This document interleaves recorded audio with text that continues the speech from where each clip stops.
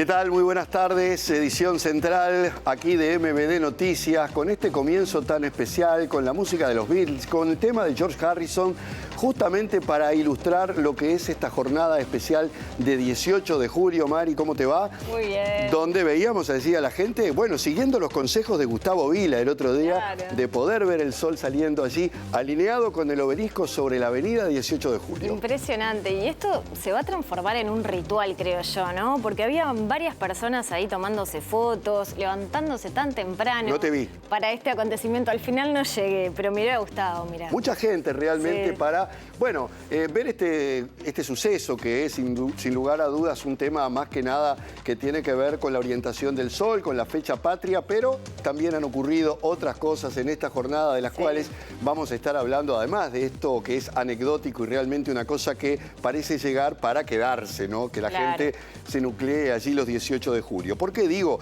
Porque el presidente de la República, Yamandu Orsi, encabezó esta mañana en la Plaza Matriz el acto de celebración por los 195 años de la jura de la Constitución, que contó también con la participación de la vicepresidenta Carolina Cose y todos los integrantes del gabinete ministerial. Sí, el orador en representación del gobierno fue el ministro de Relaciones Exteriores, Mario Lubetkin, quien resaltó la importancia de esta fecha y recordó que fue el punto de partida de un camino republicano que Uruguay sigue hasta el día de hoy. Sí, además de todo esto, hay mucha información para compartir con ustedes en esta hora y media. Vamos con los titulares.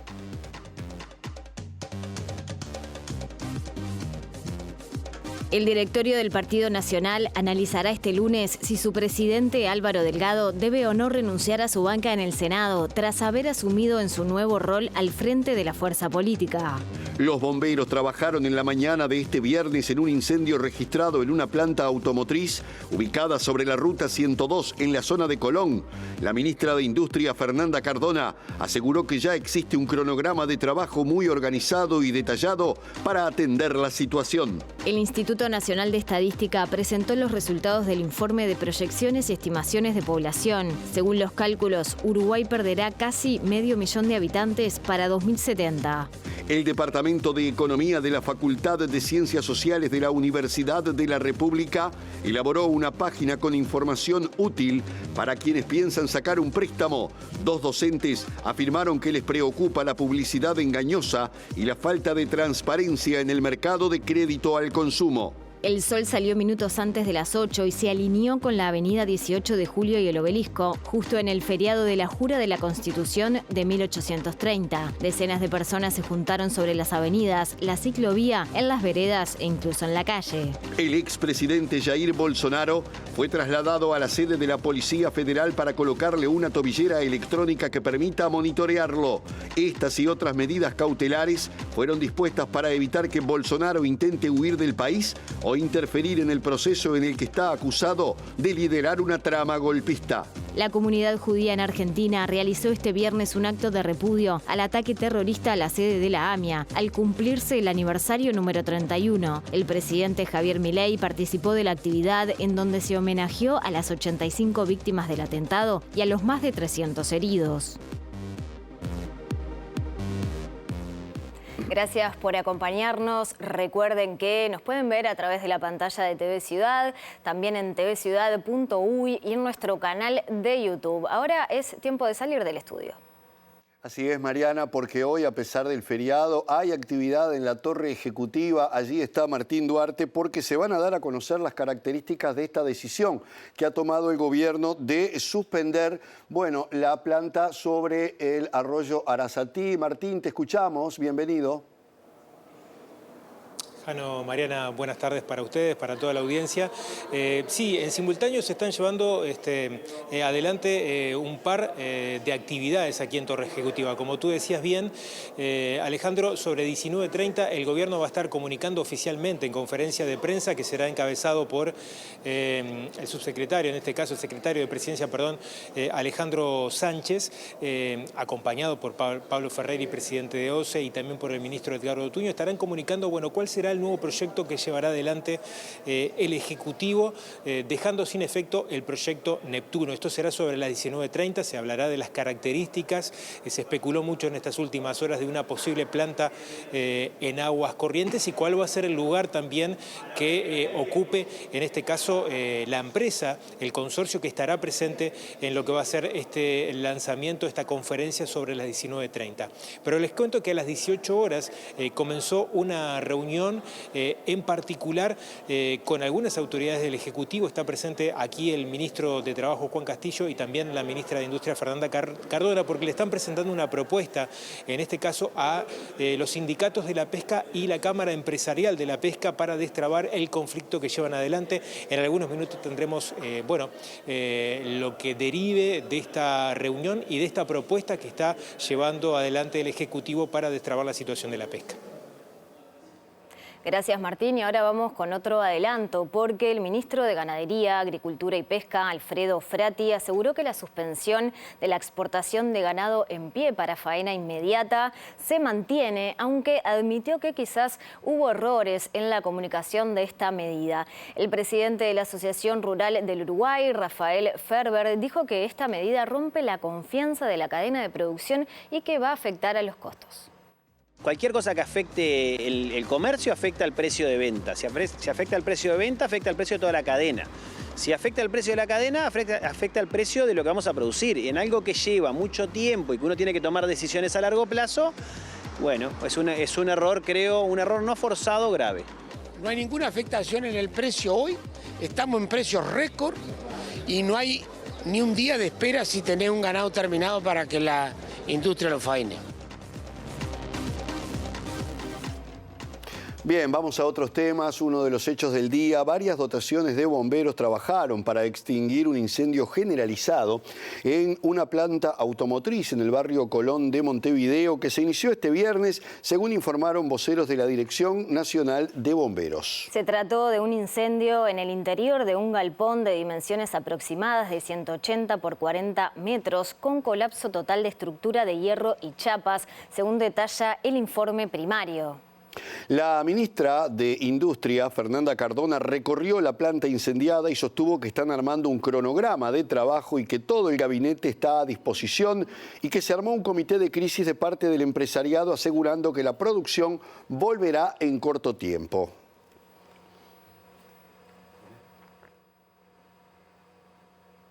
Bien, y volvemos a lo que comentábamos en el arranque del noticiero. Se realizó esta mañana en la Plaza Matriz el acto de celebración del aniversario número 195 de la Jura de la Constitución, con la participación del presidente Yamandú Orsi, la vicepresidenta Carolina Cose y todos los integrantes del gabinete.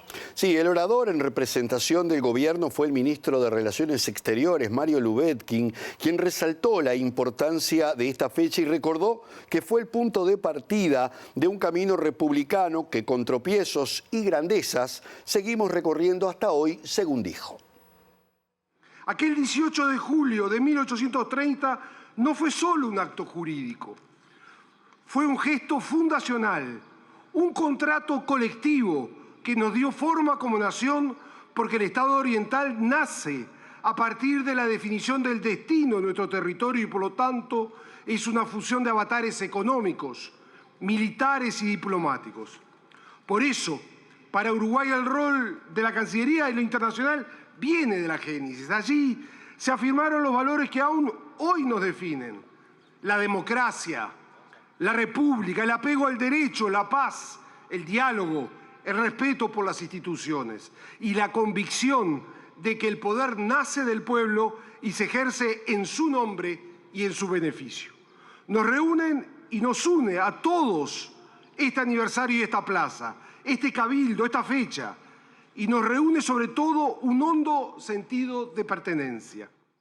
Más adelante, el ministro Lubetkin dijo que Uruguay es reconocido en el mundo por su solidez democrática, el respeto a la ley, la defensa de los derechos humanos y por su vocación de paz. El jerarca aseguró que este gobierno renovó el compromiso con la inclusión, la equidad, la educación y la cultura como raíz de la identidad. Y aunque el siglo XIX nos puso a prueba y aunque el siglo XX nos enfrentó a sus contradicciones, el pueblo uruguayo eligió una y otra vez el camino institucional, el debate civilizado, la tolerancia y la búsqueda de justicia. Aprendimos que las instituciones no son perfectas, pero son el mejor resguardo frente al abuso y la arbitrariedad. Que los valores republicanos no son reliquias del pasado, sino son herramientas para construir el futuro. Uruguay nace y Uruguay se hace. La primera Constitución ya reconocía esto, cuando desde el comienzo mismo se menciona a los ciudadanos naturales y a los ciudadanos legales. Una de las primeras condiciones, inclusive, para acceder a la ciudadanía legal era el ser extranjero, padre de ciudadanos naturales, porque nunca debemos olvidar que también, de una u otra forma, muchos de nosotros somos hijos, nietos, bisnietos y tataranietos de ciudadanos legales que vinieron a nuestra tierra en búsqueda de oportunidades y se integraron aquí por las bondades de este pueblo y de esta tierra y las posibilidades de vivir en paz y crecer como personas y como familias. Bien, así teníamos la palabra del ministro de Exteriores en el marco de esta actividad vinculada al acto oficial de la Jura de la Constitución, y en ese contexto el presidente de la República, Yamandú Orsi, calificó como una maravilla los encuentros que mantuvo ayer con los representantes de la oposición por el diálogo social sobre protección y seguridad social, y opinó que hay que generar todos los ámbitos para avanzar en este tema. Sí, confirmó además que el ministro del Interior, Carlos Negro, convocó para el 28 de julio a todos los partidos políticos para abordar el tema de la seguridad pública. Una valoración del diálogo de ayer que mantuvo con la oposición a maravilla, la verdad, me gusta mucho cuando eso pasa. ¿Cómo continúa esto ahora? Tenemos que ser ingeniosos y generar todos los ámbitos, no hay que escatimar ningún esfuerzo, ningún espacio. Y será el diálogo social, y a la vez, si hay que tener un diálogo con los partidos, lo seguiremos teniendo. Un diálogo político. ¿Les interesa más el diálogo político? Pero ¿Cae la presencia en ese diálogo sobre la seguridad pública? Sí, fueron convocados por el ministro, creo que para el 28. Digo, esto es parte de la vida normal del Uruguay, no es una excepción, es al revés.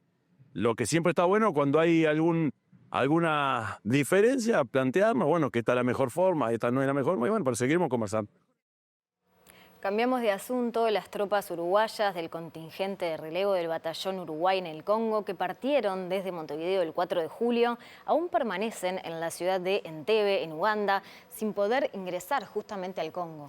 Sí, la ministra de Defensa Nacional, Sandra Lasso, dijo a MBD Noticias que el contingente se encuentra en perfectas condiciones sanitarias y de seguridad. No obstante, se ha insistido con Naciones Unidas para que se aceleren los plazos de relevo del resto del personal uruguayo en el Congo.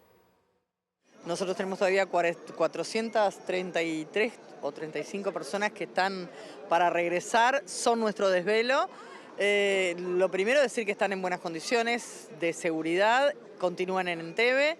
Y ayer, en el día de ayer, hemos enviado, nuevamente retomado este contacto epistolar que mantenemos con Naciones Unidas, enviando una nota al señor Lacroix, primero que nada agradeciendo todo lo que sucedió antes para poder llevar adelante el relevo, y en segundo término también manifestando nuestra preocupación y la necesidad de continuar avanzando para tener al resto del contingente en su hogar, aquí en nuestro país, y para que quienes ya están listos para partir puedan retomar ese relevo. Pero lo importante acá es decir que todos, tanto quienes están en el Batallón 4 como quienes están en la frontera entre Uganda y la República Democrática del Congo, están en perfectas condiciones sanitarias y también en lo que tiene que ver con la seguridad de ellos. Y respecto a las patrullas oceánicas, ¿ya se definió el envío de observadores para justamente la construcción? ¿Hay fecha para eso o ya se concretó? Sí, estamos, yo diría que mucho más cerca del envío de 2 personas, que son los inspectores que en su momento estuvieron en Vigo y que, bueno, ahora van oficialmente como representantes del comprador. El comprador es el Ministerio de Defensa Nacional y ellos serán nuestros representantes, o sea que de aquí en más la comunicación va a ser directamente con la ministra para hacer el seguimiento y obtener, como corresponde, el mejor producto. Bien, y volvemos a retomar uno de los temas del comienzo que tiene que ver con la decisión del Ministerio de Ganadería, Agricultura y Pesca, porque el ministro Alfredo Frati aseguró que la suspensión de la exportación de ganado en pie para faena inmediata se mantiene vigente, aunque admitió que quizá hubo errores de comunicación de la medida. Sí, destacó que en este momento no existe ningún pedido de exportación y subrayó que tampoco existe ningún impacto sobre el precio del ganado gordo en el mercado interno. Yo estuve revisando la bibliografía, no encontré, capaz que hay, ningún país en el mundo que de los que producen carne, que cuando el animal está terminado, lo llevan para faenar en otro país. Hasta ahora no he visto. O sea, estamos siendo bastante sui generis con esto. Y bueno, capaz que tenemos razón y somos unos avanzados bárbaros. Yo creo que hay otras posibilidades y es más, les digo, no hay ninguna afectación en el precio hoy, estamos en precios récord y no hay ni un día de espera si tenés un ganado terminado para que la industria lo faene. El otro día Bordaberry dijo que quizás se respondía a intereses de los brasileños puntualmente por cercanía política, digamos, y a los frigoríficos, que capaz que usted había recibido algún llamado. Es una pesquisdad política de Bordaberry, la verdad, ¿no? Y además debería revisar un poco de dónde él viene y de dónde vengo yo. ¿Por qué? Y bueno, porque no sé, hay que tener ciertos antecedentes para hablar de los otros si se acomodaron con alguien. ¿Él sí se acomodó? No sé. Yo no ocupé cargo en la AUF, no vengo de familias que tengan vinculación con interrupciones de la democracia, así que bueno, yo creo que tenemos que respetarnos un poco más. Yo nunca me dirijo en lo personal, pero me tienen un poco cansado cuando que critiquen la medida de gobierno está, pero atribuir cuestiones que no tienen nada que ver, no, porque además yo registro el archivo. Estuve 10 años en el INAC, y nadie puede decir que ninguna industria me torció el brazo. ¿A usted le han faltado el respeto? Y cuando te hacen esas aclaraciones, cuando te dicen que están mintiendo, es una falta de respeto. Y decir o soslayar que alguna industria habló conmigo cuando no he tenido ningún contacto después que me fui del INAC con la industria, también es una falta de respeto. Bien, y el directorio del Partido Nacional va a analizar este lunes si su presidente Álvaro Delgado debe o no renunciar a su banca en el Senado tras haber asumido en su nuevo rol al frente de esta fuerza política. Sí, en otros temas, Delgado indicó en rueda de prensa que aguardará detalles sobre la suspensión del proyecto Neptuno antes de pronunciarse al respecto, aunque consideró que los gobiernos tienen que hacerse cargo de los compromisos asumidos por el Estado. Yo lo dije ayer y lo reitero hoy. El lunes lo vamos a tratar. Voy a hablar del tema en la sesión directoria y lo vamos a hablar con los compañeros del partido, cuidando lo más importante que es el instrumento, que es el Partido Nacional. Con afecto y con cariño y con fraternidad. El gobierno anunció la jornada de ayer que no va el proyecto Neptuno, el proyecto Arasatí, un proyecto que a su vez era del gobierno anterior que lo impulsó con mucho ímpetu. ¿Qué valoración hace al respecto? Miren, en realidad no tengo información sobre el detalle. Supuestamente hoy van a avanzar sobre el detalle de una nueva obra. En esto hay responsabilidad institucional. Hay temas que no nos gustaban, que venían del gobierno anterior, pero los había firmado el gobierno anterior. Tuvimos grandes problemas con el contrato Ferrocarril Central. Enormes problemas. El contrato estaba casi caído y estaba muy mal hecho, muy formulado, pero lo había firmado el gobierno. Y en esto nos hicimos cargo. En este caso, yo creo que los gobiernos lo que tienen que hacerse cargo, sobre todo, tener una memoria institucional, una continuidad institucional y refundacional. ¿Se pueden tener matices? Sí. Es más, por eso había una cláusula de algunas posibilidades de mejora del contrato que estaba previsto. Lo que sí hay un tema conceptual, nos importa mucho que haya una fuente alternativa al sistema Santa Lucía.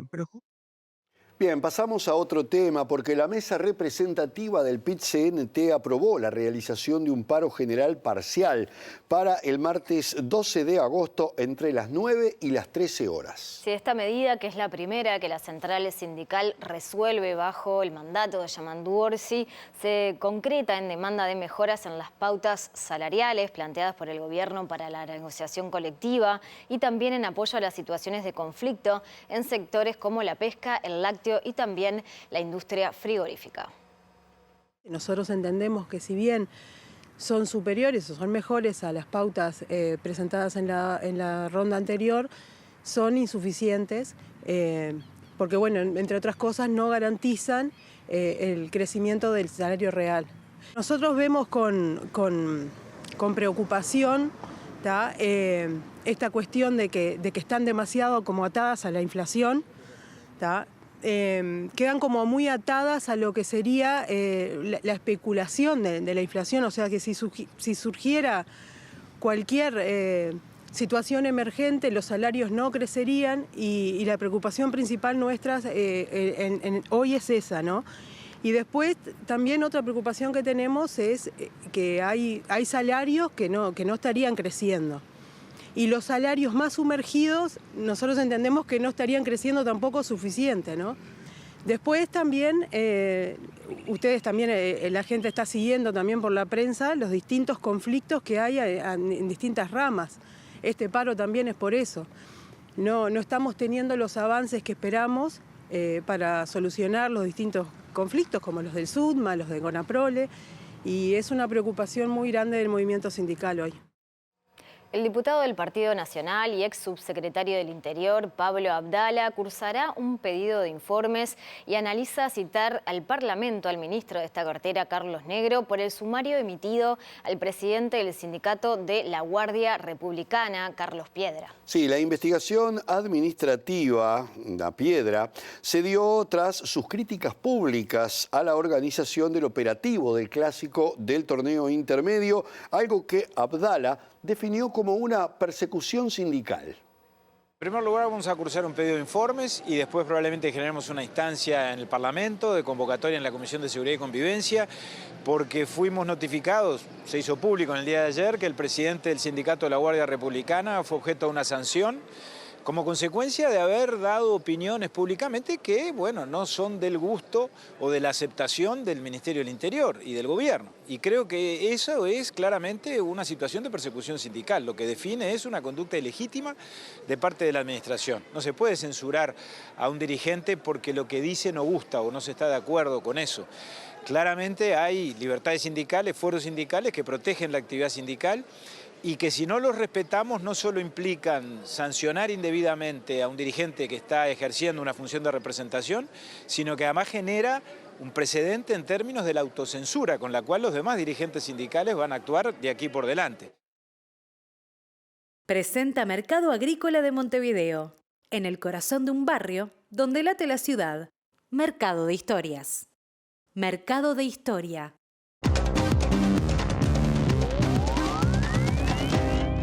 Bien, y abrimos el capítulo internacional contándoles que, bueno, el canciller Mario Lubetkin anunció la liberación del uruguayo Fabián Buglione, que estaba detenido en Venezuela desde octubre del 2024. Fue esta tarde en Venezuela. Agradezco a todas las personas que hicieron posible esta buena noticia para todas y todos los uruguayos, publicó el ministro de Relaciones Exteriores a través de la red X. Buglione, recordemos, estaba detenido desde el 19 de octubre del 2024, cuando ingresó a Venezuela a visitar a su pareja. El hombre, que es residente en Estados Unidos, ingresó por Cúcuta, en la frontera con Colombia, y fue detenido en Táchira cuando llegaba a visitar a la mujer que vive en Barinas. Esta es una información que ha surgido en las últimas horas y que da cuenta de la situación de este hombre que había preocupado por desconocerse su paradero y otras características que había tenido su detención. Ahora nos vamos a otro de los temas del día que tiene que ver con la decisión de la justicia brasileña de colocarle una pulsera al expresidente Jair Bolsonaro, quien dijo que se trata nada más y nada menos que de una persecución política. Todo esto estuvo precedido además por una carta que el presidente de Estados Unidos, Donald Trump, le había enviado a Bolsonaro dándole su apoyo y en alguna medida también argumentando que el gobierno de Lula da Silva está persiguiendo al expresidente, en particular el juez del Supremo Tribunal Federal, Alexandre G. Moraes. La pulsera se le ha colocado por parte de la justicia ante el temor de que Bolsonaro huya de Brasil. Que é isso? Ele não quer saber de injustiças. E o meu processo já está no mundo. El líder ultraderechista fue objeto de registros por parte de la Policía Federal que allanó domicilios vinculados al exmandatario, quien afronta un juicio en el Supremo Tribunal por supuestamente liderar una conspiración golpista contra su sucesor, Luis Ignacio Lula da Silva. Uno de los registros tuvo lugar en su domicilio de Brasilia y el otro en la sede del Partido Liberal, formación que lidera el capitán retirado del ejército según la emisora Globo News. Estas nuevas diligencias se producen en medio de los llamamientos del presidente de Estados Unidos, Donald Trump, para que se detenga el juicio contra el líder ultraderechista, a quien considera víctima de una caza de brujas. Bolsonaro es acusado de liderar, junto con varios de sus colaboradores, entre ellos antiguos ministros y militares de alto rango, un complot golpista para mantenerse en el poder tras su derrota en las elecciones de 2022 que ganó Lula. La Fiscalía lo acusa de 5 delitos, entre ellos golpe de Estado y abolición violenta del Estado Democrático de Derechos, cuyas penas sumadas pueden llegar a los 40 años de prisión.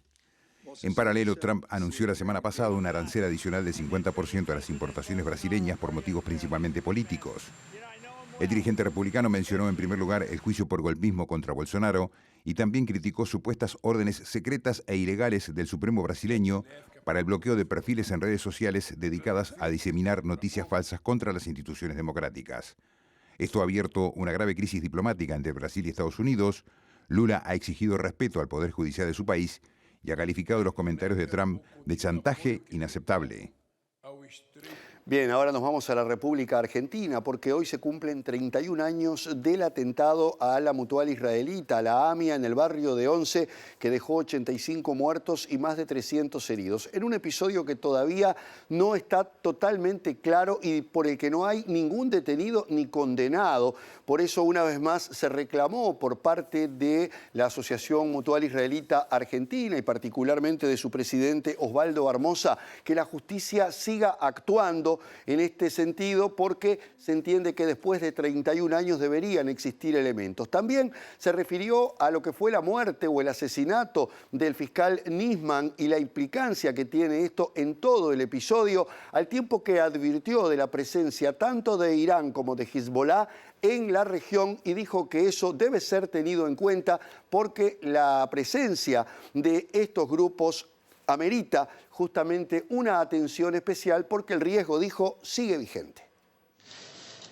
El año pasado, la Cámara de Casación Penal dictó un fallo ejemplar en el que volvió a confirmar la responsabilidad de Irán y de Hezbollah en los ataques terroristas de 1992 y 1994.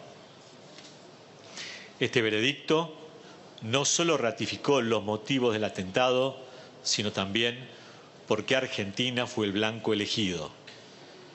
Solo una cooperación internacional seria y sostenida, basada en el intercambio de información, la prevención y el compromiso político, podrá ofrecer una respuesta a la altura del desafío. Respecto a la causa principal, exigimos resultados concretos y respuestas firmes a las incógnitas que aún persisten después de 31 años. Esperamos que los fiscales agoten todos los recursos y exijan lo necesario a las autoridades políticas para esclarecer el caso por completo. No aceptamos más excusas ni dilaciones, dijo el presidente de la AMIA, Osvaldo Armoza, sobre el atentado ocurrido en 1994 y que causó 85 muertos y unos 300 heridos. Durante su discurso, enfatizó que este atentado no puede ser comprendido como un hecho aislado y destacó que la amenaza está viva, activa y se adapta a las condiciones de cada época, al tiempo que alertó sobre la presencia de agentes iraníes y de Hezbollah en América Latina, subrayando que solo una cooperación internacional seria y sostenida puede hacer frente a esa amenaza global. El titular de la AMIA también se refirió a la muerte del fiscal Alberto Nisman en 2015, quien investigaba el atentado. No podemos dejar de señalar otra vergüenza nacional, la impunidad en el asesinato del fiscal Nisman, cuya valentía y aportes a la investigación destacamos en forma permanente, según dijo. El presidente Javier Milei estuvo en el acto acompañado de varios integrantes de su gabinete y afirmó que su gobierno no va a parar hasta que se haga justicia y reiteró la posición firme de su gobierno en apoyo a Israel. La justicia argentina resolvió hace pocos días llevar a cabo un juicio oral en ausencia contra los 10 acusados de planificar el atentado a la AMIA, ya que a pesar de haberse cumplido 31 años del suceso, no hay detenidos ni condenados. Presentó Mercado Agrícola de Montevideo. en el corazón de un barrio donde late la ciudad. Mercado de Historias. Mercado de Historia. La información concreta, muy concreta, A ver. porque 7:48 de la mañana de hoy salió el sol perfectamente alineado con la orientación de la avenida 18 de Julio entre el Obelisco y el Gaucho. Sí, decenas de personas respondieron a la invitación del astrónomo Gonzalo Tancredi, a quien vimos el otro día aquí en MBD Noticias, director nacional de Innovación, Ciencia y Tecnología, para justamente presenciar este fenómeno que lo vincula con la masonería y con una relación que asocia la fecha del 18 de julio en Uruguay con el 25 de mayo en Argentina. Y recordemos lo que explicó Gustavo Vila, es que hay una distancia equidistante, valga la redundancia, en cuanto a las fechas en que ocurre. El 25 de mayo pasa lo mismo que el 18 de julio en el Obelisco. Lo que ocurrió es que la salida del sol, que se da en lo que nosotros denominamos el azimut 65 grados, o sea, el ángulo que va desde el norte hacia el este con 65 grados, coincide exactamente con la orientación de la avenida 18 de Julio entre el Obelisco y el Gaucho. Ustedes saben que a la altura del Gaucho 18 de Julio pega como una curva. Bueno, esa curva, esa nueva dirección, se alinea justamente con la salida del sol el 18 de julio. Pero a su vez, lo interesante es que no solo con el 18 de julio, sino con otra fecha, que es el 25 de mayo. El 25 de mayo, como ustedes saben, es una fecha patria argentina, pero en ese momento era la fecha patria de América, era la primera emancipación. Entonces esas dos coincidencias ya nos llevan a una investigación más interesante, que es la fijación de la fecha de la jura de la Constitución, un hecho totalmente simbólico, porque la Constitución ya estaba aprobada, ya estaba ratificada. ¿Por qué se fijó el 18 de julio de tal forma que coincidieran ambas fechas en lo que hace a la salida del sol?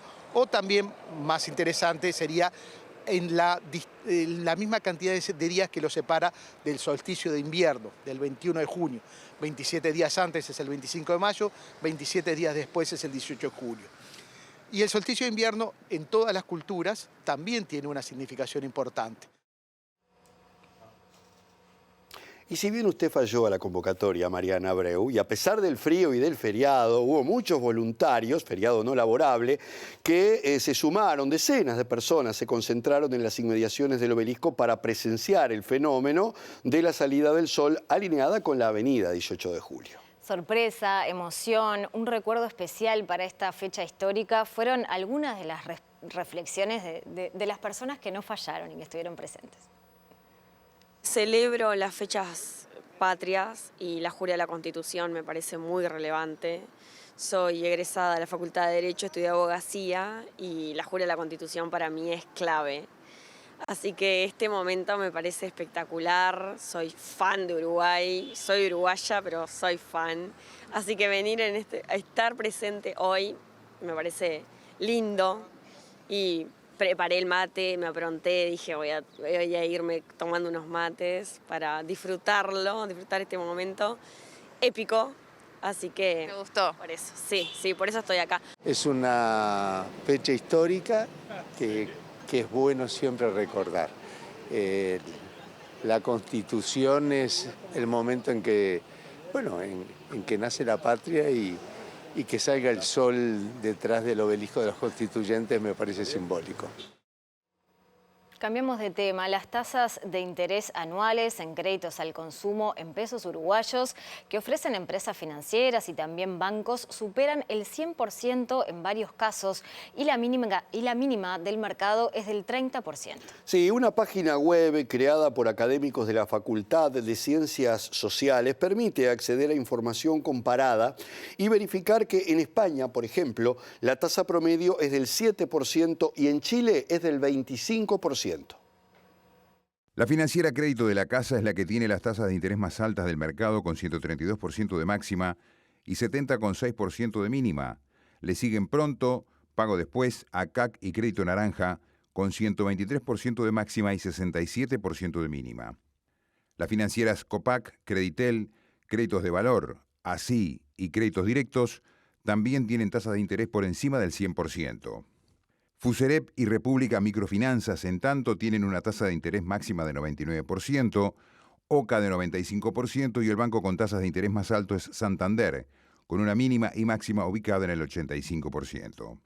En tanto, el Banco Heritage es el que tiene la menor tasa de interés anual en crédito al consumo en pesos, con el 30%, seguido del Banco República, con una máxima también de 30% y una mínima de 29%, anda con una tasa máxima de 56% y mínima de 31%, y el Banco BBVA con una tasa del 36%. La publicidad engañosa y la falta de transparencia en el mercado de crédito al consumo nos preocupan, indicaron desde sus cuentas de la red social X, el Departamento de Economía y la Unidad de Métodos y Acceso a Datos de la Facultad de Ciencias Sociales de la Universidad de la República. Crearon una página web con información útil para quienes piensan obtener un crédito. En esa página se puede acceder a varias pestañas. Una de las principales es la tabla con tasas mínimas y máximas de interés. Arriba las que cobran menos tasa máxima de interés y las de abajo las que cobran los montos superiores. Las tasas publicadas no incluyen IVA y gastos administrativos y que varían, por lo que recomiendan ingresar a la web de las instituciones para conocer esas informaciones, a las que también se puede acceder a través de esta página. Bien, el Departamento de Economía y la Unidad de Métodos y Acceso a Datos de la Facultad de Ciencias Sociales crearon esta página web como herramienta justamente para comparar tasas de interés y ayudar a tomar mejores decisiones financieras. Sí, señalan que todas las tasas de interés son elevadas en Uruguay, pero las de los bancos son más bajas que las de las empresas financieras. Lo que nosotros intentamos hacer es automatizar un poco la recogida de datos para que pudiera ser más ágil y demás y tener más seguido si había algún salto, si no. Tratamos de incorporar toda la cantidad de bancos y financieras posibles y nada más lo que hacemos es entrar a las páginas de cada institución y tomar lo que cada una de ellas tiene publicado. Que creemos que, que el mercado de crédito en Uruguay está en un equilibrio con tasas demasiado altas, ¿no? Y particularmente nos preocupa mucho las tasas que son arriba del 100%, ¿no? Castro y San Román dijeron que las páginas no son amigables en lo que se refiere a los datos sobre tasas de interés, que hay empresas que cobran tasas más bajas pero que también pueden cobrar una membresía, así como otras tener tasas más bajas para clientes de la institución. Por eso ambas recomiendan ver las páginas de cada institución que piensan elegir para ver costos adicionales. San Román explicó que, considerado el costo de alguien en conseguir el dinero para prestarlo endeudándose en el exterior, el máximo de interés es de entre 9 y 10%. Lo que se cobra en Uruguay llega a ser 14 veces ese costo variable del dinero, indicó. Las docentes consideran que el proyecto de ley que se analiza sobre este tema tiene sus falencias y son partidarias de que haya un mecanismo absoluto que no dependa de las instituciones y que marque el máximo absoluto de porcentaje que se pueda cobrar en 8 veces el costo del crédito. Hoy sería el 80%, digamos, ese límite.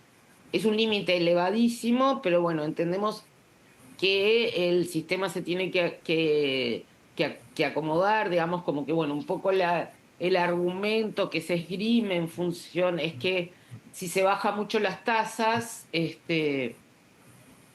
va a haber empresas que no van a ofrecer crédito y por lo tanto la gente va a terminar solicitando crédito en el sector informal, donde las tasas son mucho peores, las prácticas también.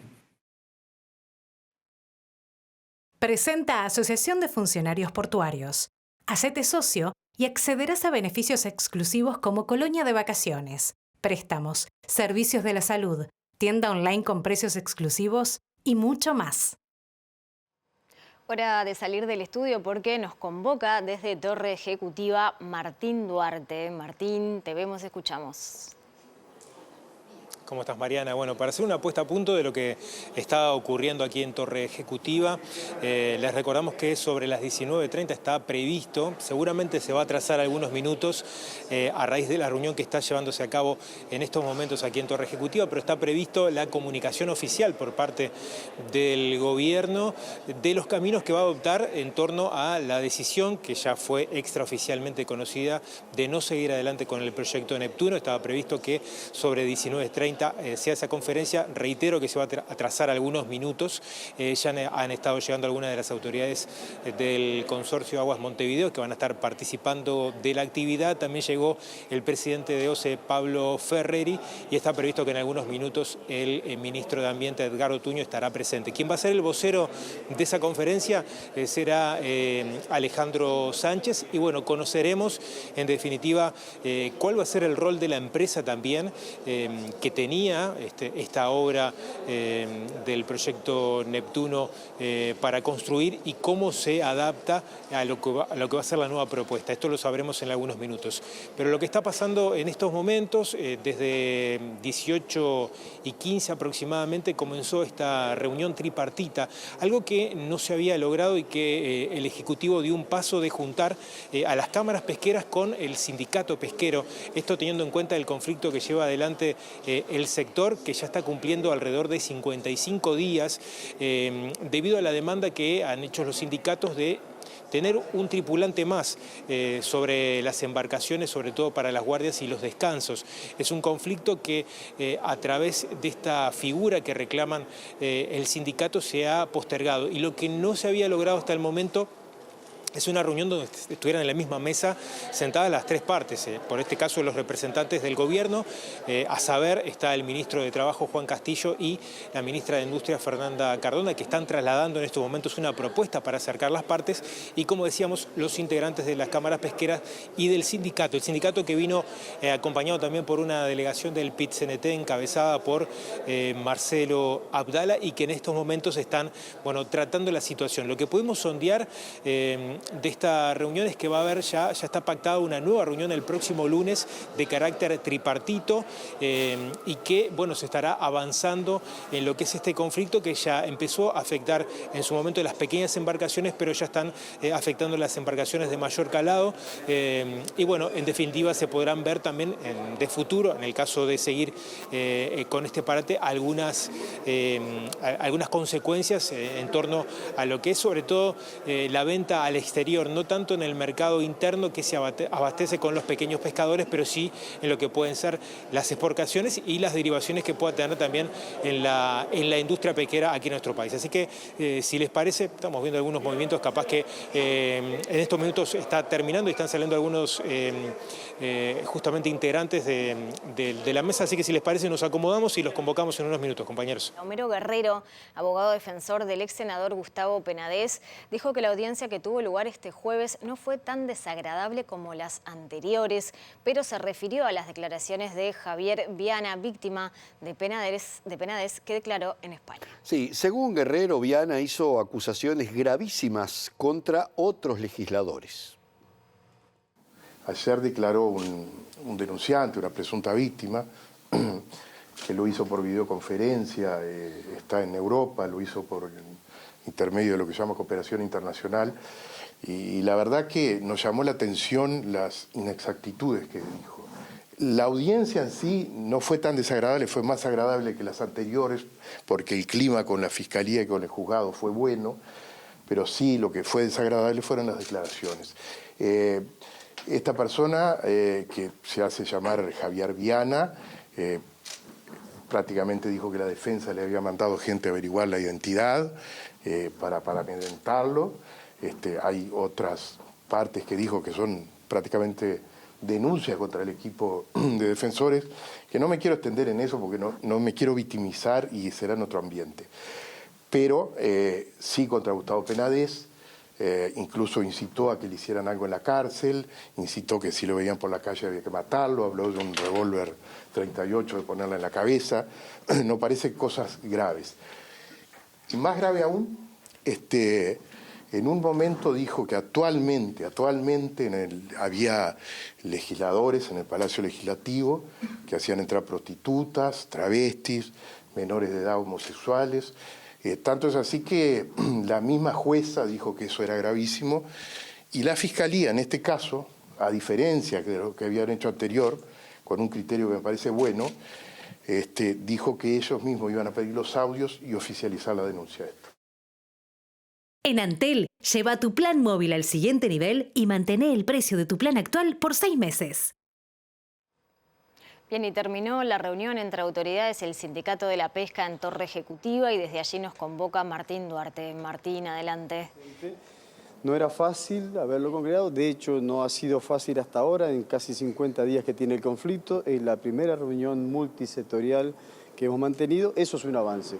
Un segundo avance es que habíamos trabajado, veníamos de hace algunos días, elaborando, tomando apuntes y notas de las distintas demandas que hacían los sectores para colocar una propuesta que más o menos contemplara las distintas situaciones. De hecho, no es 100% que respondamos a una u otra de las propuestas, pero contuvimos bastantes de manera de ser llevable y viable la industria pesquera del Uruguay. Colocamos las propuestas, les dijimos que no era nuestra intención empezar a negociar hoy, sino que explicarlas, explicitarlas, solicitar algunas consultas que tuvieran, aclarar algunos tantos de lo que ocurría allí, y que cada una de las partes fuera a consulta a sus asambleas, sus gremios, sus ejecutivos y el lunes volver ya directamente a negociar. Intercambiamos varios puntos de vista, de hecho se presentaron allí varias aclaraciones, algunos agregados más y se fueron todas las partes con esta iniciativa. Castillo, estamos en vivo para Subrayado. ¿Cuál es la propuesta concretamente que puso el gobierno sobre la mesa? No, de hecho que hicimos varios acuerdos. La primera de los acuerdos es que todos los actores, tanto empleadores, armadores, trabajadores, la central sindical, pusieron la propuesta que solamente hablara el gobierno, que trasladamos la versión a los efectos de no contradecir y no generar algún mal humor en el ámbito de negociación. Por tanto, los contenidos las tienen las partes, se las llevan a considerar y el lunes veamos la respuesta. Ministro, ¿y hubo devolución hoy en la reunión de la propuesta que hicieron ustedes de parte de las partes? No hubo devolución, expresamente le pedimos que no hicieran, que no dieran opinión, expresamente le pedimos aguantarnos unas 48 horas de hacer alusión a la situación que generó el conflicto, de mucha rispidez.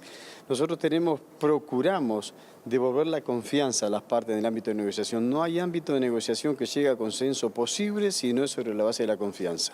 Acá hay muchos actores preocupados, las preocupaciones de todos es legítima, pero la preocupación en general del país es que la industria esté funcionando, que esté operando, que esté generando puestos de trabajo y gente que tenga el salario en su casa. ¿La reunión se planteó que vuelvan a salir a alta mar para poder negociar como plantean las empresas? Hemos colocado todas las iniciativas, insisto que sobre los contenidos de la propuesta no vamos a hablar. Castillo, a propósito de la demanda de los trabajadores de un tripulante más, que es uno de los focos que tiene el conflicto, ¿está ese tema como posible solución? ¿Hay margen de negociación al aspecto de colocar un tripulante más, que es lo que demanda el sindicato de la pesca? De las demandas que han hecho tanto los trabajadores, la central o las cámaras armadoras, las hemos tratado de contemplar todas y están dentro de la propuesta. Obviamente que algunas de ellas no, porque son contradictorias. Y si una de las partes es contemplada, quiere decir que la otra la va a rechazar.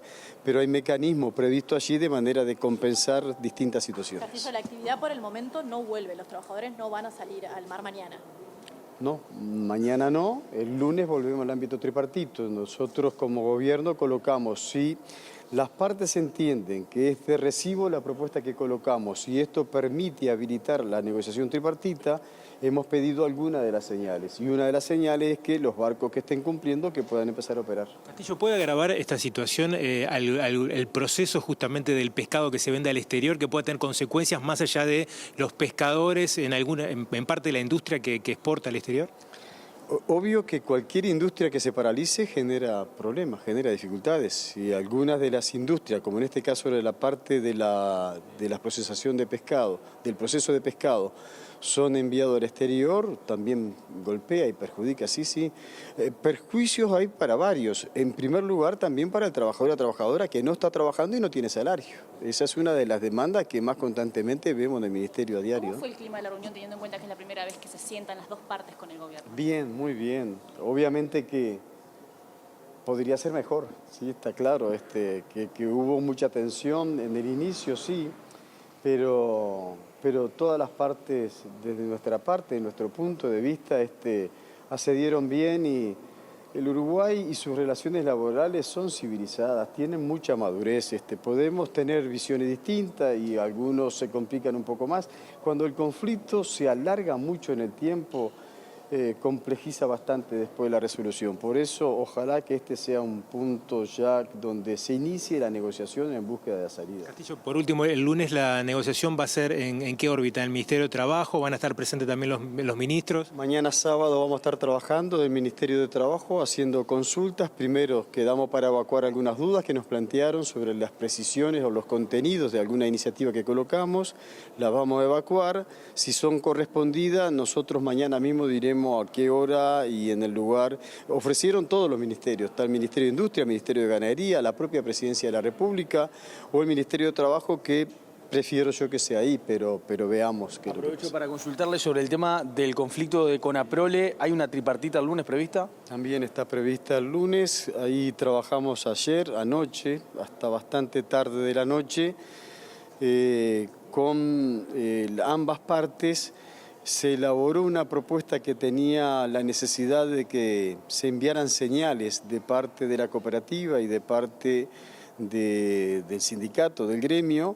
Ambos accedieron, hubo comunicados públicos de las dos partes y por lo tanto se dieron las condiciones para que el lunes a las 5 de la tarde en el Ministerio de Trabajo tengamos una tripartita. Ministro, con la situación de Nordex, ¿qué pasa con los trabajadores? Yo tengo muy poca información, es todo muy reciente, todavía no tuve comunicación con la empresa ni con los trabajadores. De hecho, hay un siniestro que provoca daños importantísimos. Esto va a afectar a la industria, va a afectar al trabajo allí en el lugar y los puestos de trabajo de una cantidad importante de trabajadores y trabajadoras nos dijeron. Veamos de cuantificar los daños y cuáles son las iniciativas que puede colocar el gobierno allí. Las herramientas de parte del Ministerio de Trabajo no son muchas, pero la ministra de Industria está bastante comprometida también. Hemos hablado de la posibilidad de que algún otro actor del gobierno pueda participar en materia de enviar señales y bueno, suavizar un poco esos acontecimientos. Bueno, hay varios actores del gobierno, pero el Ministerio de Economía y Finanzas tiene que ver, el Banco de Previsión Social tiene que ver, y algunos más también podamos convocar. Gracias, ministro, muy amable. Muy bien, compañeros, la palabra por allí del ministro Juan Castillo, haciendo un resumen de lo que fue esta reunión entre integrantes de la Cámara Pesquera y también del sindicato. Como resumía, el próximo lunes va a haber una nueva instancia, todavía no se sabe en órbita de qué ámbito, si va a ser aquí en Torre Ejecutiva o en el Ministerio de Trabajo, para estar acercando este conflicto que, como él decía, supera ya los 50 días y además algunos otros aspectos como esta reunión que va a haber el próximo lunes también en el Ministerio de Trabajo a propósito del conflicto de la industria pesquera. Los convocamos en algunos minutos a propósito de esta conferencia que está previsto para los anuncios en torno al proyecto Neptuno. Gracias, Martín. Está movidita la cosa en la Torre Ejecutiva, pero pasamos a otro tema que ha sido muy comentado, que tiene que ver con la decadencia poblacional del Uruguay, de la cual se ha hablado muchas veces, pero hay datos concretos. El Instituto Nacional de Estadística presentó las estimaciones y proyecciones de la población del Uruguay hacia el año 2070. Sí, los datos establecen una caída de la fecundidad sumado a un envejecimiento de la población, hecho que establece que para 2070 Uruguay perdiera 400.000 personas, el equivalente a 7 estadios centenarios. Uruguay alcanzó su cifra máxima de población en el año 2020, llegando a 3.500.000 personas. Pero ya en el 2021 cambia la tendencia y la población uruguaya empieza a decrecer. Para el 2045 se espera que la población presente un decrecimiento de 100.000 personas y la proyección para el 2070 es que Uruguay pierda 400.000 habitantes, siendo los uruguayos de ese futuro 3.044.000. Uno de los factores que incide directamente en estos números es la caída de la fecundidad, que hace varios años está por debajo de la tasa de reemplazo. En Uruguay, en 2023, la tasa de fecundidad se ubicaba en 1,27 hijos por mujer y se espera que los datos del periodo 2025-2026 culminen con 1,02 hijos por mujer, muy lejos de los 2 hijos por mujer, valor numérico que se establece como tasa de reemplazo. Por su parte, el envejecimiento poblacional será otra de las características del futuro demográfico uruguayo. La población de 65 años y más pasará de 553.000 personas en 2024 a 990.000 personas en el 2070. Por su parte, la población menor de 15 años pasará de representar el 18% de la población en el 2024 al 11,5% en el 2070, lo que los ubica en menos de 350.000 personas. De tal manera se prevé que en el 2070 por 100 personas en edad de trabajar, habrá 79 en edades inactivas. A nivel departamental, la proyección indica que todos los departamentos costeros ganarán población a excepción de Montevideo, que en el 2045 perderá 143.000 habitantes. En el polo opuesto, Canelones y Maldonado tendrán un crecimiento demográfico en conjunto de 102.000 personas. La esperanza de vida crecerá en Uruguay en las próximas décadas, ubicándose en el 2070 en los 82,5 años en los hombres y en los 87,5 años en las mujeres, lo que representa una ganancia aproximada de 8 años en los hombres y 7 años en las mujeres respecto a los últimos datos relevados en 1996. El ministro de Relaciones Exteriores, Mario Lubetkin, aseguró que no existe ningún caso de ciudadanos uruguayos que hayan tenido dificultades respecto a la validez de su pasaporte. Sí, el jerarca destacó que se ha mantenido contacto con las cancillerías tanto de Alemania como de Francia y desde allí se aseguró que cualquier inconveniente con los documentos uruguayos se resolverá a la brevedad. En ningún país nos dijo, señores, no vamos a aceptar este pasaporte. Entonces, nosotros naturalmente hemos reforzado ahora en estos días el diálogo con las diferentes capitales, con Berlín, con París. Hemos convocado a embajadores de ambos países aquí que nos han dicho que ellos lo van a resolver rápidamente. Y nosotros estaremos trabajando como estamos trabajando hasta ahora. Llegamos a este pasaporte por una orientación del organismo internacional que rige la aviación civil, no fue invento nuestro. Hemos chequeado pasaportes del mundo. Hay por lo menos 10, 12 pasaportes que lo presentan exactamente igual. Y ninguno de esos pasaportes de África, de Asia, inclusive de Norteamérica, han tenido ningún problema, han circulado normalmente. Por eso, la verdad nos cuesta entender la dimensión del problema. Hay alguna dificultad, sobre todo, hemos conocido dos casos. Dos casos no es una tendencia, que es aquellos muchachos o aquellas personas que piden visas largas de 1 año, ¿correcto? En esas visas, como han visto nuevos pasaportes, lo único que les pide es tiempo para analizarlo. Es lo único. Por lo tanto, nosotros seguimos viendo con muchísima serenidad. No tenemos ninguna señal. Bien, y ahora volvemos a exteriores porque, como decíamos, hay muchísima actividad en la torre ejecutiva, no solamente por la expectativa que genera el anuncio de la suspensión del proyecto Neptuno, sino también, como veíamos recién, la presencia del ministro de Trabajo y Seguridad Social, Juan Castillo, con el tema de la pesca, con el tema lácteo, con varios temas que están sobre la mesa y precisamente están ocurriendo muchísimas cosas en esta hora, a pesar del feriado no laborable, donde evidentemente la atención se centra en esa conferencia que seguramente se va a dar en algunos minutos. Allí está Martín Duarte, a quien volvemos a escuchar, creo, sin temor a equivocarme, con la ministra Cardona. Martín, te escuchamos. Así es, le agradecemos estos minutos a la ministra Fernanda Cardona para estar, hablando en realidad de esta trágica noticia de la situación de Nordex. Estuvo presente en el lugar para conocer, cómo ha seguido la información en esta jornada, qué afectación hay, porque, se está cerrando la jornada y haciendo un poco el balance de la situación. Muchas gracias. No, al contrario, gracias a ti, Martín. La buena noticia, como vengo diciendo desde la mañana, es que no ocurrió ningún perjuicio de salud ni de vida de ninguno de los trabajadores y trabajadoras. Se perdieron, sí, casi completamente 2 galpones de la fábrica. Y fuimos de primera mano porque en realidad viste que estaba como en evolución el tema mientras estábamos en el acto protocolar del 18 de la Juria de la Constitución, y nos pidió el presidente de la República presencia permanente. Los ministros nos pusimos y las ministras a disposición, como ministra de Industria, Energía y Minería, presencia para ver cuál fue el perjuicio de primera mano. Como te decía, se perdieron, maquinaria ni que hablar, muchos vehículos que estaban en fabricación en ese momento y repuestos. Entonces, se creó un comité de crisis ya en el día de la fecha. Hay un cronograma que se está armando de trabajo para ver cómo rápidamente los trabajadores que puedan estar perjudicados por esto en los 2 galpones que trabajaban se puedan ir introduciendo a turnos distintos en líneas de producción que continúen el lunes. Y por supuesto que lo hablamos con el ministro Castillo, también con los ministerios que están involucrados en el tema, porque vamos a tener que pensar en la posibilidad de abarcar con algún subsidio, por lo menos en los primeros tiempos. Pero lo que nos dicen, creo que están muy organizados, eso es una buena noticia para la gente. Sobre todo dar tranquilidad a los trabajadores y trabajadoras. Hay un cronograma de trabajo que vamos a seguir monitoreando. ¿Cuántas fuentes laborales generan en particular? Ellos lo que nos decían es alrededor de 150 trabajadores.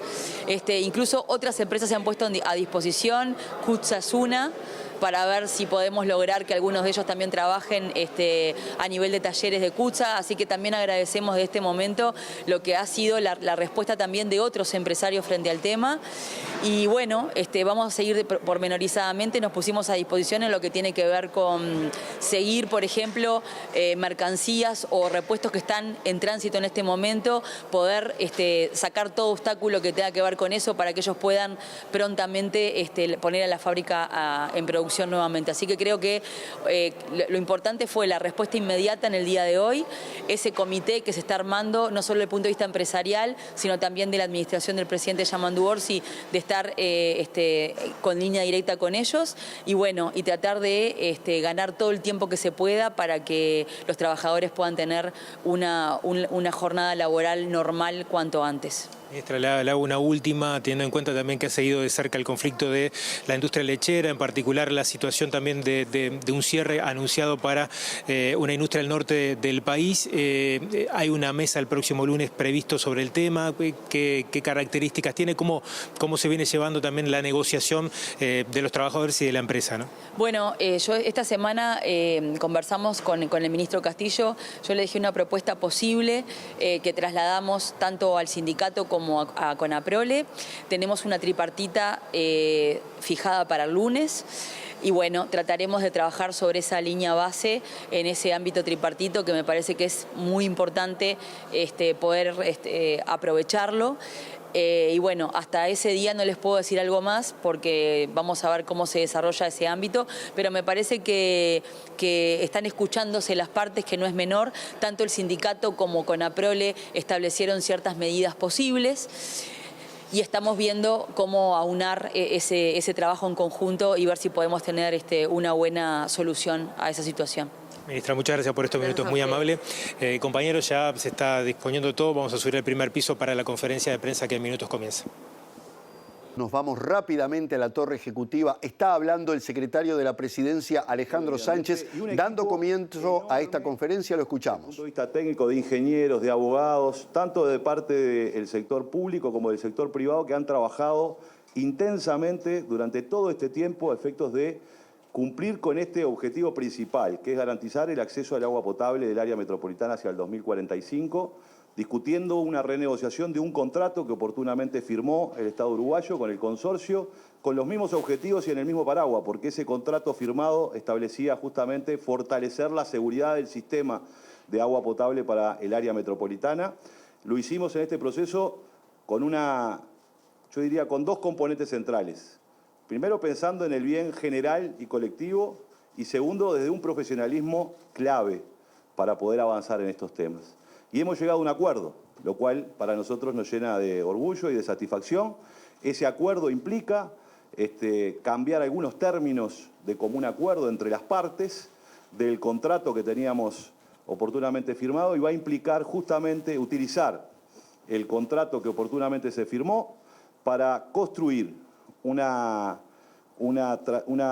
potabilizadora de agua potable de 200.000 metros cúbicos, como estaba planteado también originalmente en el contrato, pero lo haremos en la cuenca del Santa Lucía, en las inmediaciones de Aguas Corrientes, con lo cual, junto con Aguas Corrientes y esta nueva potabilizadora, va a permitir tener justamente cerca de 900.000 metros cúbicos de producción de agua potable que garantiza ese abastecimiento. Pero además, este proceso va a implicar, en el marco de este contrato y las modificaciones que vamos a realizar a él, va a implicar la construcción también y la reparación de un conjunto de obras sobre la quinta línea de bombeo.